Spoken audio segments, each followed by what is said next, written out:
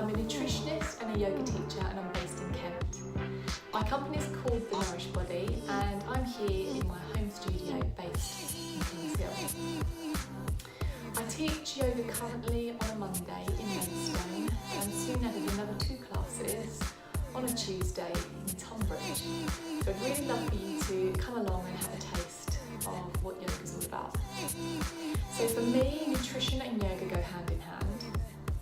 If you're looking after your body from the inside, you definitely want to be looking after it from the outside as well, so you need to have some daily movement.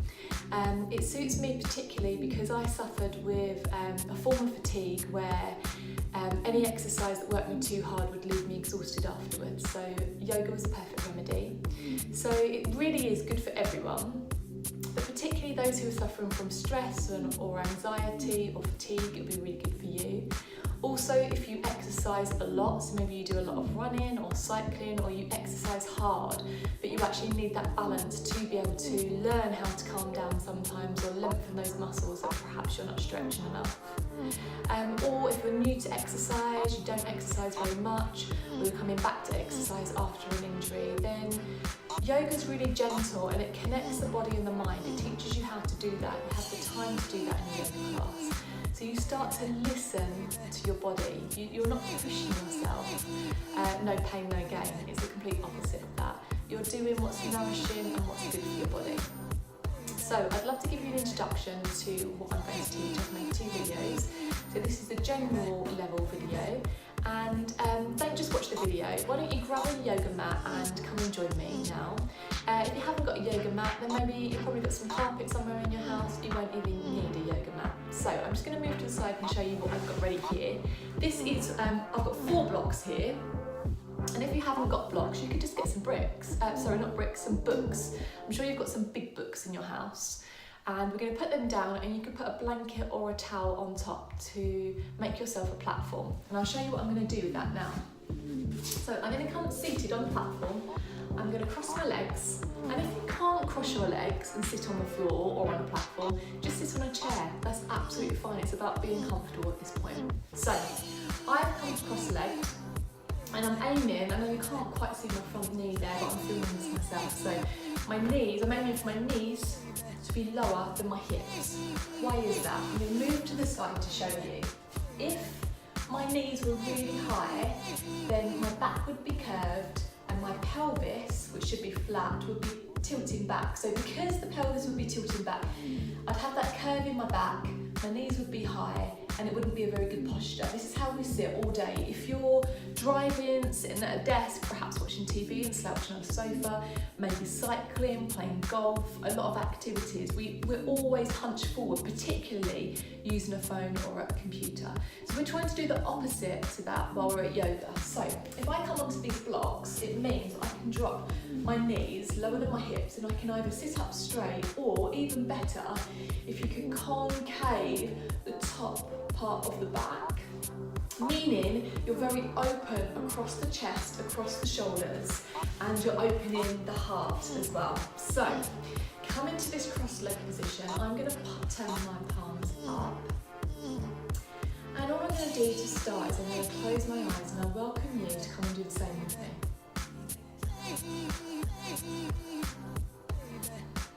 I'm just noticing how my body feels. How does your body feel?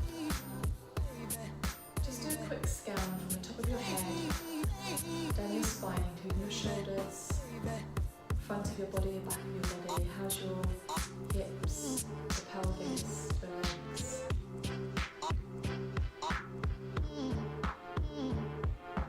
And now we often breathe into the top part of our chest, so we do quite shallow breathing.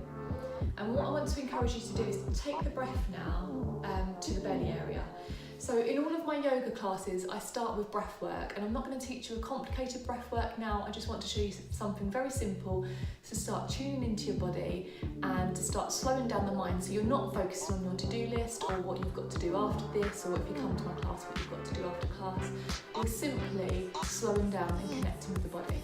Okay, so I'm going to take one hand to my belly, just rolling my shoulders back and down, making sure I've got that good posture. I'm going to take a deep breath in. And as I take that breath in, I want my belly to fall into my hands and out.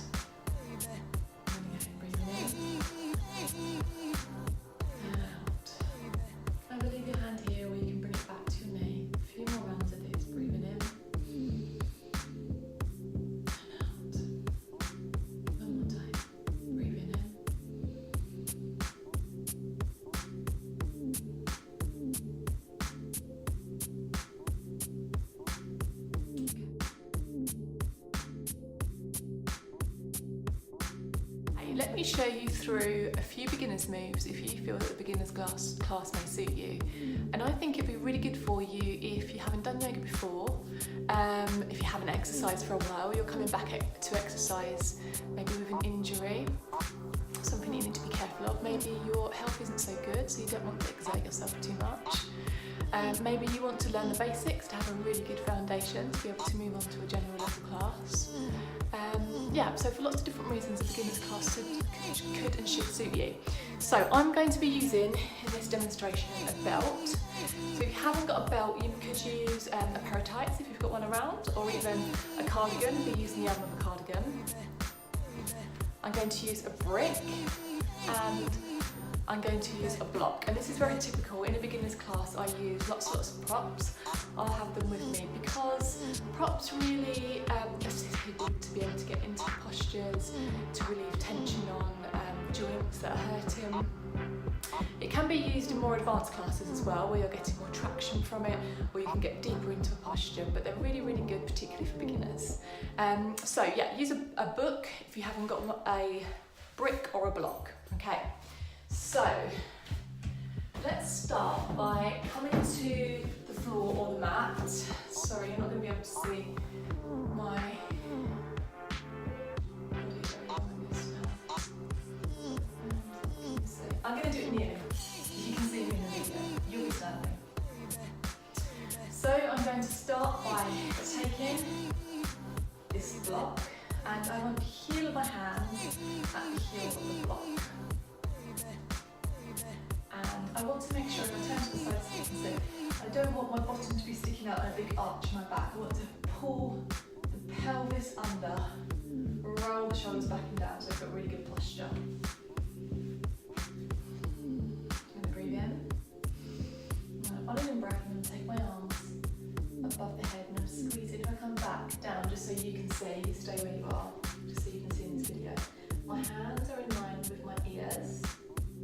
I'm squeezing onto this block and I'm lifting the sides of the body and my arms.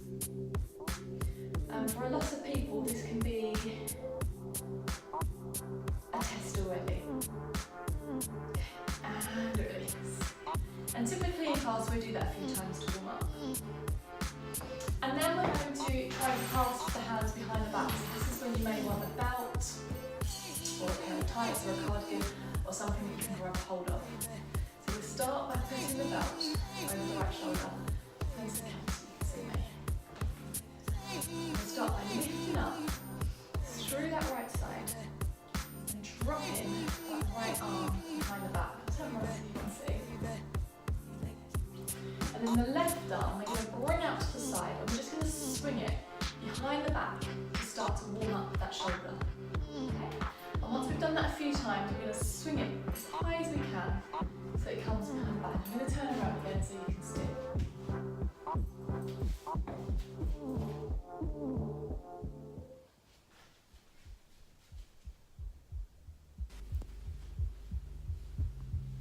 So start to walk the hands closer together or further up the belt, and make sure that that top elbow is pointing towards the ceiling.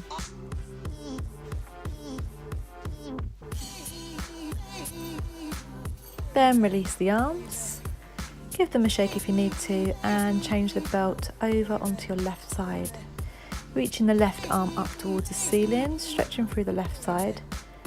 And don't forget to warm up that right shoulder by taking the arm behind the back a couple of times. And then you're walking the hands towards each other, but you probably need to take hold of the belt to start with. So I'm just turning around here to show you. So this is what your hands may look like if they're far apart, and then gently we're taking our time and we're breathing in, and every time we breathe out we walk the hands a little bit closer together. I'm just showing you there with my elbow. Again, remember, should be close to the ear and pointing up towards the ceiling. And then the arm that's behind the back, the bottom arm, remember to relax and breathe into that shoulder. And then when you come out, you may want to just roll the shoulders. Good, so open up a little bit. So now So now I'm showing you a triangle, and come against a wall if you've got one, because this really helps maintain the right posture. Take the arms out wide and start to move over to your right side and bring your hand down onto your thigh. Your top arm goes up, and if your neck's okay, look up towards the hand, otherwise just look forward. And don't let your body fall forward. We're really trying to open up through that top arm and through the chest. So either use a wall behind, imagine a wall behind you, or use a wall behind you. Then you're going to turn out the opposite foot. So this is the left foot turning out. Coming across to the left hand side, the hand comes down to the thigh, just as it did on the other side, and bringing the top arm up. Try not to fall forward or bending that knee. So I'm just giving you an example of that there. So both legs are straight, and if you can, start to work further down towards that leg past the knee before you come back up again. And now this is towards the end of the class. We'd take a full body stretch, so enjoy that along a mat. And then come into, I'm just moving back along the mat there because I'd run out of space. Come to a lying down with the arms out by the sides and the palms facing upwards. I hope you've enjoyed that, and I hope it's given you a taster for the type of class that I teach. If you've got any questions, then just reply to the email and fire away. I'll be happy to answer those, and I really hope that you will come along and join me in perhaps your first yoga class or adding another yoga class to your week. You'll definitely feel the benefits in your body and your mind, and it's just that hour to allow you to switch off from the constant noise that is always happening in your mind. And like I said, at the beginning of the class, we do some breathing exercises to help connect the body and mind. And at the end, we always end with that Shavasana, which is the lying down, which is known as the corpus pose. And that's to let the lessons that you've learned in that yoga class really integrate into your body, and to let the whole body and the nervous system relax. And I often go through a little bit of meditation there as well. On my Monday class in Maidstone, I actually add in an extra 15 minutes meditation at the end of the class as well, because a lot of people find that guided meditation is a much easier way into meditation than just trying to sit there in silence by yourself. So, namaste to you. Thank you so much for joining me, and I hope to see you in my class.